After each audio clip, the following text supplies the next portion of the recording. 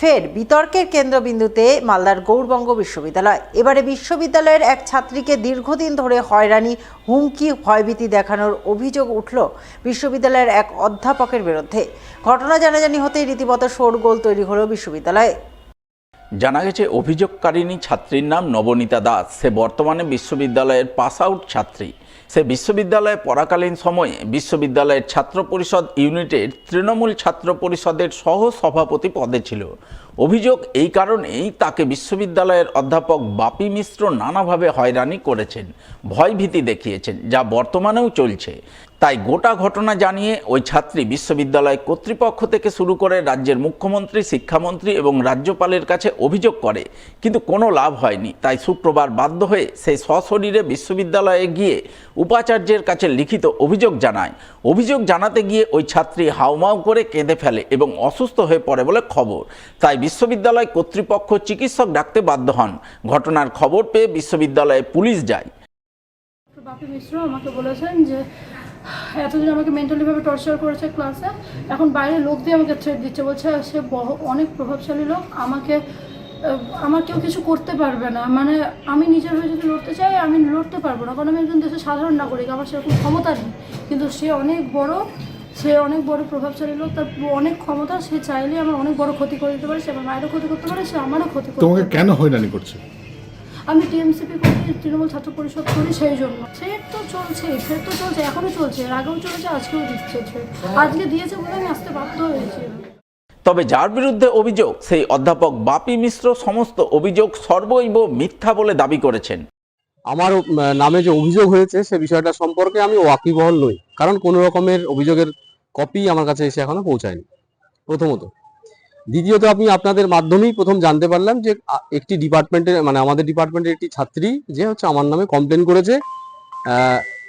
যে ছাত্রীটি মূলত আপনাদের অবগতির জন্য জানাই, সেটা হচ্ছে জুলাই মাসের 15 তারিখে তাদের 4th সেমিস্টারের রেজাল্ট বেরিয়ে গেছে, সে পাস করে বেরিয়ে গেছে। এবার সে হচ্ছে বহিরাগত স্টুডেন্ট, সে পাস আউট স্টুডেন্ট। এবার আমার কাছে একটা অদ্ভুত মজার বিষয় লাগছে, সেটা হচ্ছে যে হঠাৎ করে এই পাস আউট স্টুডেন্ট আমার এগেনস্টে এখন এই মুহূর্তে কমপ্লেন করছে।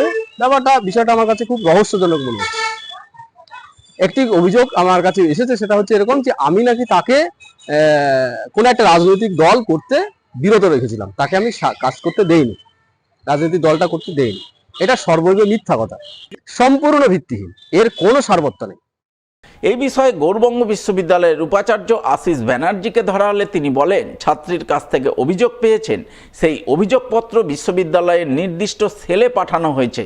তারা গোটা ঘটনা খতিয়ে দেখে উপযুক্ত ব্যবস্থা নেবেন। মেয়েটি কি বলেছে সেটা পুলিশকে জানিয়েছে, পুলিশকে জানিয়ে আমাদের যা রোল এখানে আছে সেটা নেবো আমরা। ওরা একটা কমপ্লেন করেছে, সেই কমপ্লেন আমাদের সেভ আছে, সেই যা করবে।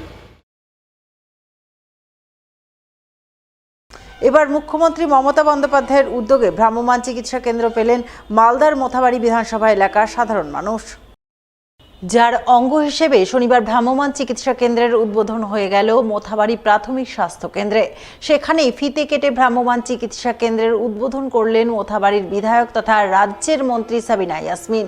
এছাড়াও উপস্থিত ছিলেন কালিয়াচক 2 নম্বর ব্লকের বিডিও কৈলাস প্রসাদ, কালিয়াচক 2 নম্বর ব্লক স্বাস্থ্য আধিকারিক ডক্টর কৌশিক মিস্ত্রি, পঞ্চায়েত সমিতির সভাপতি অঞ্জলি মণ্ডল, সমাজসেবী তহিদুর রহমান সহ অন্যান্যরা। জানা গেছে, আধুনিক পরিকাঠামোযুক্ত এই ভ্রাম্যমাণ চিকিৎসা কেন্দ্র মোথাবাড়ি বিধানসভা এলাকার বিভিন্ন দুর্গম ও প্রত্যন্ত এলাকায় প্রতিদিন পরিক্রমা করবে এবং প্রতিটি এলাকার সাধারণ মানুষের দোরগোড়ায় বিভিন্ন চিকিৎসা পরিষেবা পৌঁছে দেবে। কালিয়াচক 2 ব্লকের মানুষের কাছে, এবং কালিয়াচক 1-এও পাবে 2 দিন। 5 দিন আমাদের কালিয়াচক 2 ব্লক এবং 2 দিন কালিয়াচক 1-কে দেওয়া হয়েছে। ভ্রাম্যমাণ মোবাইল কেন্দ্র ইউনিট আর কি, সেটা মোবাইল মেডিকেল ইউনিট যে গাড়িটায় দেখছেন আপনারা, প্রত্যন্ত গ্রামে যাবে। গ্রামে গিয়ে ডক্টর থাকবে এবং সমস্ত রকমের টেস্ট যেগুলো প্রয়োজন, মানে ন্যূনতম যেটা প্রয়োজন, ইসিজি থেকে শুরু করে ব্লাড টেস্ট থেকে শুরু করে সমস্ত টেস্ট করা হবে। এবং যেগুলো মানে রিমোট এরিয়া, সেই রিমোট এরিয়াতে যাবে, গিয়ে তারা পরিষেবা দেবে। এর আগেও বাংলার মুখ্যমন্ত্রী শ্রীমতী মমতা ব্যানার্জি, একদিকে তিনি যেমন মুখ্যমন্ত্রী, অন্যদিকে তিনি তেমন স্বাস্থ্যমন্ত্রী, উনি টেলিকম পরিষেবাও চালু করেছিলেন এবং সেটা সারা বাংলা জুড়ে খুব সাড়া ফেলেছে। এবং আজকে যে পরিষেবাটা আমরা দিতে যাচ্ছি, এটা গরিব মানুষের জন্য খুব ভালো হবে।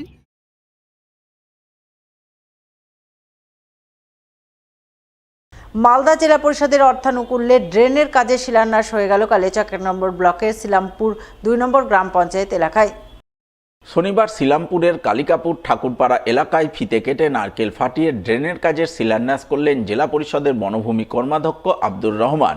এছাড়া উপস্থিত ছিলেন শিলামপুর 2 নম্বর গ্রাম পঞ্চায়েতের প্রধানের স্বামী নাসিরুদ্দিন আহমেদ, স্থানীয় গ্রাম পঞ্চায়েত সদস্য মিলন চক্রবর্তী সহ অন্যান্যরা। এদিন জেলা পরিষদের উদ্যোগে যে ড্রেনের কাজের শিলান্যাস করা হয় সেই কাজের জন্য বরাদ্দ অর্থের পরিমাণ 14.5 লক্ষ টাকা বলে জানা গেছে।